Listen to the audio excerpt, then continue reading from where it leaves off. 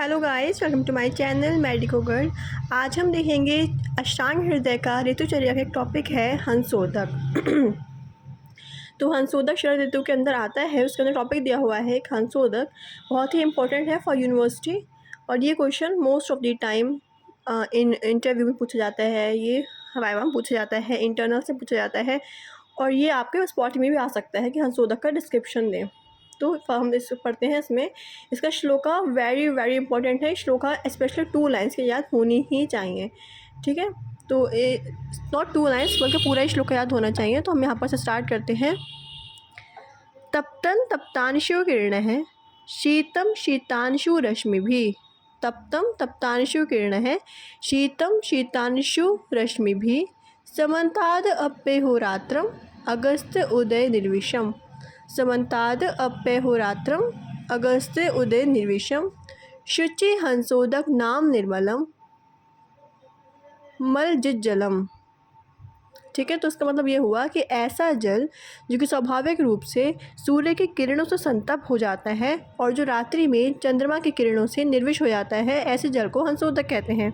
तो हंसोदक क्या होता है? हंसोदक वो जल होता है जो कि हमें शरद ऋतु में देखने को मिलता है, अगस्त नक्षत्र में।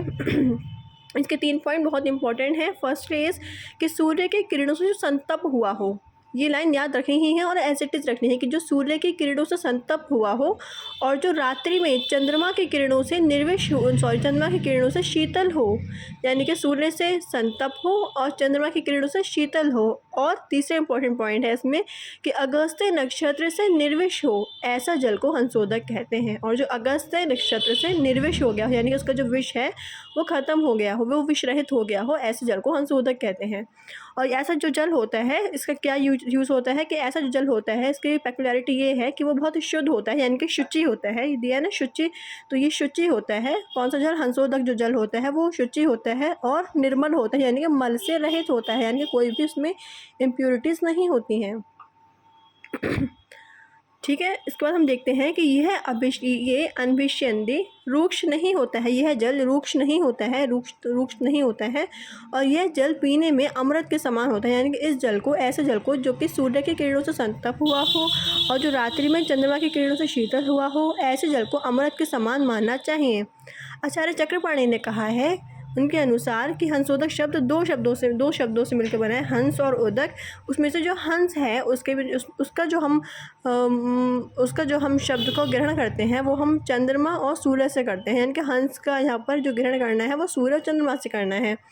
और जल का और उसमें ये क्या है कि ये जो जल होता है इसको हमने हंस उदक ही क्यों कहा है? इसलिए कहा है क्योंकि जो हंस होता है वो हमेशा प्योर जल ही पीता है। एज वी ऑल नो, ये सबको पता होता है कि हंस कभी भी गंदा पानी नहीं पीता, हंस हमेशा स्वच्छ वाटर पीता है। तो स्वच्छ जल का ही सेवन हंस के द्वारा किया जाता है। तो ये जो जल होता है ये हंस के पीने योग्य होता है। तो यहाँ पर इसका अभिप्राय ये है कि ये जल इतना साफ़ होता है कि इसका हंस सेवन कर सकता है। तो इससे इसकी स्वच्छता और इसका अमृत के समान होने का प्रमाण है ये कि हंसोदक, यानी कि अगर सेवन हंस कर रहा है, इसका मतलब ये जल स्वच्छ होता है, ये जल सेवन के लायक होता है। तो इसका जो 2 पॉइंट इंपॉर्टेंट याद रखने हैं, जैसे कि एमसीक्यू में आ जाता है कि हंसोदक का नक्षत्र क्या है। तो इसका नक्षत्र जो है उसका वो अगस्त है। और कौन सी ऋतु में हमें देखने को मिलता है हंसोदक? कौन सी ऋतु में होता है? वो होता है शरद ऋतु में। तो शरद ऋतु में और अगस्त नक्षत्र में हंसोदक होता है। हंसोदक को फिर से एक बार रिवाइज कर लेते हैं कि ऐसा जल, 3 ही पॉइंट इंपॉर्टेंट है। ऐसा जल जो कि सूर्य की किरणों से संतप्त हो गया हो और जो रात्रि में चंद्रमा की किरणों से शीतल हो गया हो और जो अगस्त नक्षत्र से निर्विश हो गया हो, ऐसा जल कैसा होता है? अमृत के समान होता है, पीने के योग्य होता है, शुद्ध होता है, मल रहित होता है। और हंस का मतलब है चंद्रमा और सूर्य, और यहाँ पर हंस के द्वारा सेवन किया जाता है, इसलिए उसको हंसोदक कहते हैं। तो अगर इसमें कोई भी पॉइंट समझ में नहीं आया हो तो आप मुझे मैसेज कर सकते हैं। बाय।